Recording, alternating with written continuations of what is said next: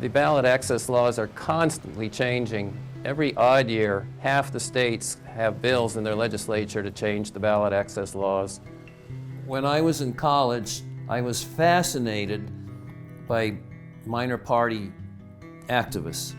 Oh, thank you very much. I appreciate having a chance to express some of the concerns of parties other than the Democratic and Republican parties. I thought, well, how come they're in the ballot in some states and not others?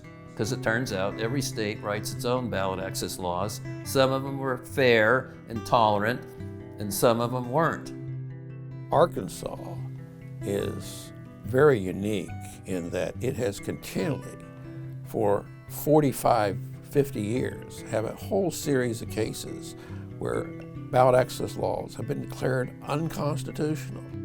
What was really grating about this was this has already been ruled unconstitutional 3 times.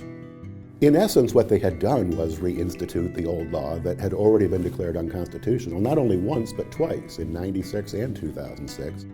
You know, it's like, it reminds me about some children, you know. You tell them you shouldn't do something, and they're like, okay, I will. And then they go out and do it again, and they just want to see what they can get away with. Generation after generation after generation of passionate, young, politically active people have been worn out by this process.